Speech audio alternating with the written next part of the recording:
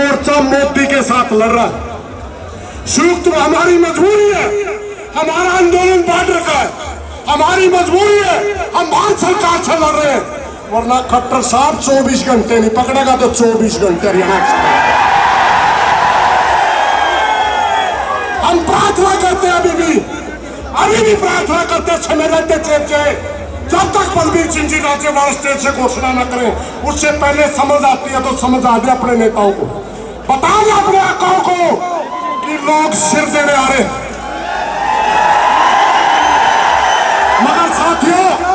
मगर साथियों एक बात और याद रखो, भगत सिंह को मानते आप, सब मानते ना। भगत सिंह की विचारधारा त्याग और तपस्या की थी। भगत सिंह ने अपना सिर दिया था, दूसरे को नुकसान नहीं पहुंचा, समझे ना। अगर कोई हमारे बीच में बढ़ करके आरएसएस का कोई गुंडा, सरकारी कोई डल्ला हमारे आंदोलन को खराब करना चाहे, तुरंत रोक देना। अगर कोई अपने हाथ में कानून लेता है, किसी के हाथ में डंडा छोड़ता है, तुरंत रख दिया बैठे। वो हम उसको स्वीकार नहीं करेंगे, हम उसको स्वीकार नहीं करेंगे, क्योंकि हमने गुरु नानक सिंह की वीडियो देखी, मेरी वीडियो देखी आपने। हमने क्या कहा था कि हम खट्टर की खून करेंगे, जितने सिर तुम्हें फोड़ने आज फोड़ दे, जितने सिर फोड़ने आज फोड़ दे, बार बार तेरी सहन नहीं करेंगे। इसलिए साथियों मेरी प्रार्थना है, डरते बैठे आड़े डरते तुरते, कानून को हाथ में नहीं लेगा कोई भाई। बेशक हमारी बात बने ना बने, बेशक हमारी बात मानी जाए ना मानी जाए, मानी नहीं रखती, मायने ये रखती है जो हमारे नेता बोल रहे उसके ऊपर कितने खड़े उतरे, जो अनुशासित सिपाही की तरह हम आंदोलन लड़ेंगे और सरकार को घुटने के बल लाकर ही जाएंगे, सरकार से मना कर ही जाएंगे। वो नहीं हो सकता, नहीं हो सकता।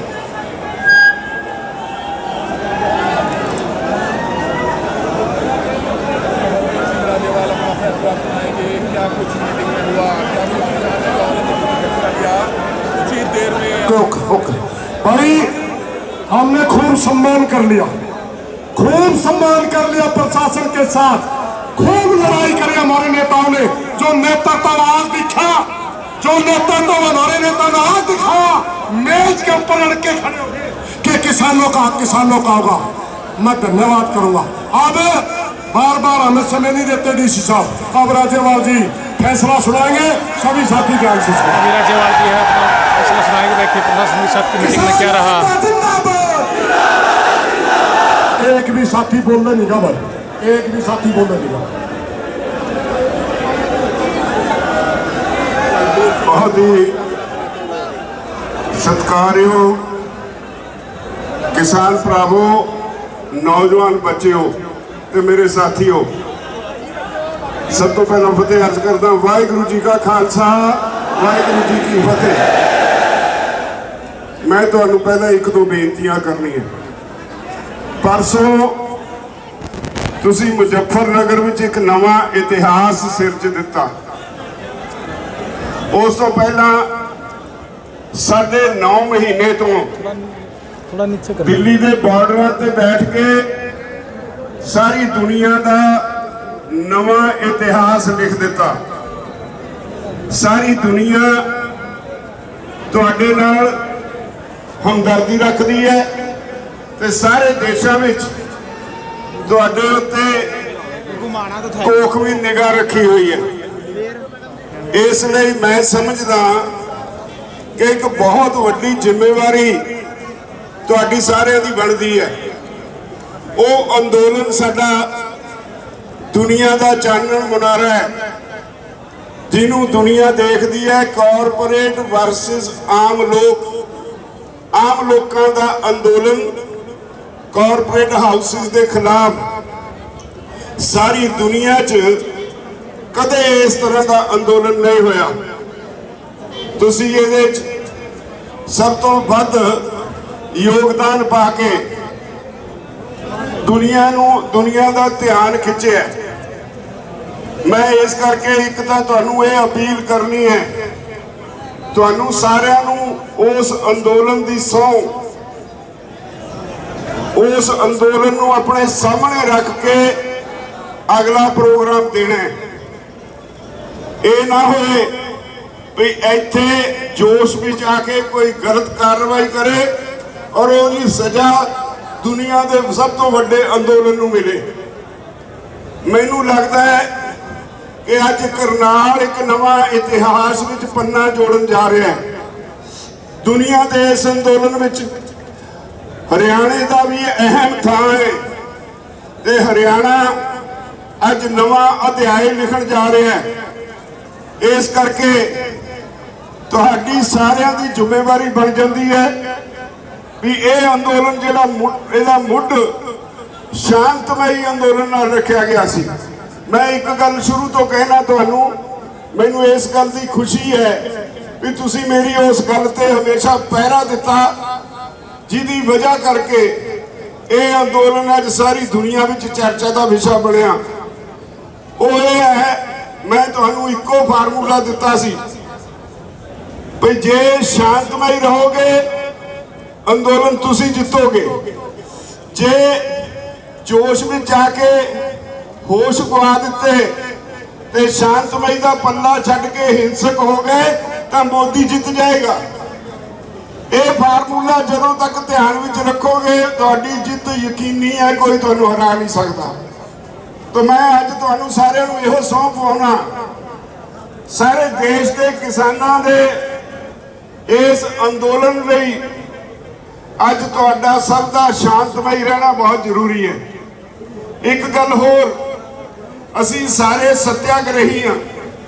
ਸੱਤਿਆਗ੍ਰਹੀ ਕੌਣ ਹੁੰਦਾ ਹੈ? ਜਿਹੜਾ ਆਪਣੇ ਸਰੀਰ ਉੱਤੇ ਕਸ਼ਟ ਝੱਲ ਕੇ, ਜਿਹਦੇ ਨਾਲ ਲੜਾਈ ਹੈ, ਉਹਦੀ ਸੁੱਤੀ ਜ਼ਮੀਰ ਨੂੰ ਜਗਾਉਂਦਾ ਹੈ। ਅਸੀਂ ਮੋਦੀ ਦੀ ਸੁੱਤੀ ਜ਼ਮੀਰ ਨੂੰ ਜਗਾਉਣ ਦਾ ਕੰਮ ਕਰ ਰਹੇ ਹਾਂ। ਭਾਵੇਂ ਲੱਗਦਾ ਉਹਦੀ ਜ਼ਮੀਰ ਮਰ ਗਈ ਹੈ। ਜ਼ਮੀਰ ਨਾਂ ਦੀ ਚੀਜ਼ ਇਹਨਾਂ ਲੋਕਾਂ ਕੋਲ ਹੈ ਨਹੀਂ। ਮੇਜ਼ ਉੱਤੇ ਬੈਠ ਕੇ ਅਸੀਂ ਕੱਲਾ ਕੱਲਾ ਕਾਨੂੰਨ ਗਲਤ ਸਾਬਤ ਕਰ ਚੁੱਕੇ ਹਾਂ। ਮੋਦੀ ਔਰ ਉਹਦੇ ਸਾਥੀ ਆਪਣੀ ਜਾਨ ਛਡਾਉਣ ਲਈ ਕਹਿੰਦੇ ਨੇ ਕੋਈ ਐਸਾ ਰਸਤਾ ਦੱਸੋ ਜਿਹਦੇ ਨਾਲ ਸਾਡੀ ਇੱਜ਼ਤ ਬਚ ਜਾਏ, ਤੁਹਾਡਾ ਕੰਮ ਬਣ ਜਾਏ। ਹੁਣ ਇੱਜ਼ਤ ਬਚਾਉਣ ਦਾ ਕੰਮ ਉਹ ਸਾਡੇ ਕੋਲੋਂ ਉਮੀਦ ਰੱਖਦੇ ਨੇ।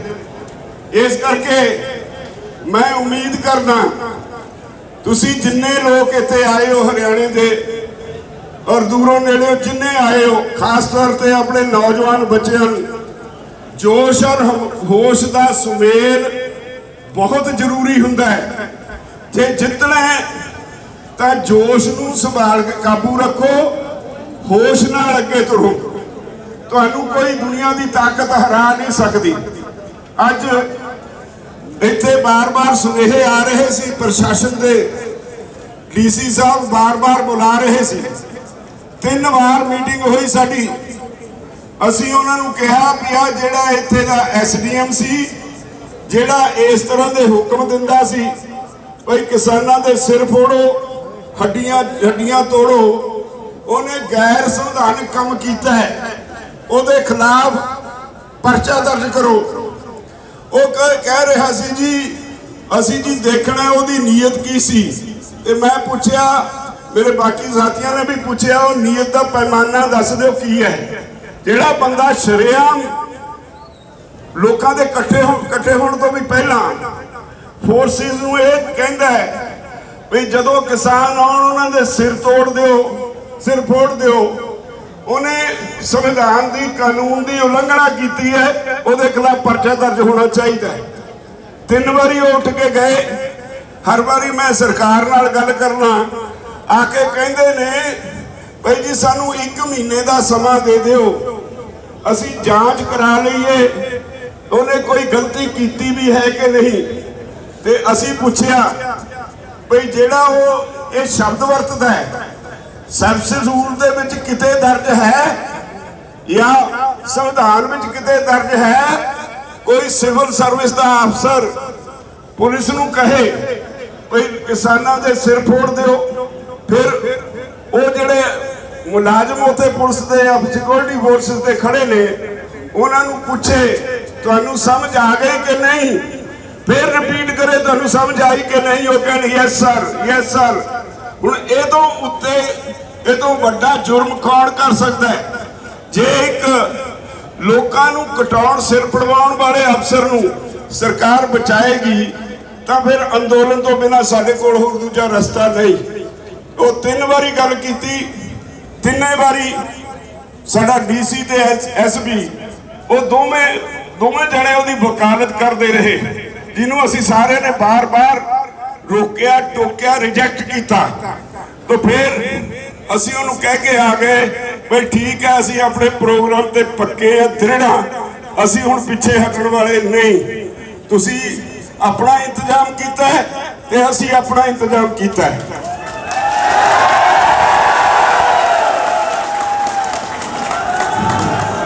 इसलिए असी फैसला किया है, जिस तरह साडा पहला ऐलान किया होया है भाई असी डीसी दी सैकटरीएट नूं घेरना है। असी फैसला किया है भाई इत्थों असी मार्च करांगे डीसी दी सैकटरीएट वाल नूं, ओहदा जाके घेराव करांगे। नाल ही तुहानू एक बेनती है, तुसी जाओगे, तुसी देश के किसानां दे जथेबंदियां दे सिपाही हो। हरेक सिपाही ने अपनी जिम्मेवारी का एहसास करके अगे बढ़ना हुंदा है। ते तुसी ख्याल रखना तुहाडे आले दुआले कोई इस अंदोलन का नुकसान करने वाला तो नहीं। जिस तरह कौर साहब ने कहा किसी को सोटी है कोई होर है, वो इत्थे ही रख जो, नाल नहीं लेके जानी। सब ने शांतमई तरीके नाल हुण इथों सब तो अगे जथेबंदियां दे लीडर अगे होणगे ते तुसी सारे ने उन्हां दे पिछे पिछे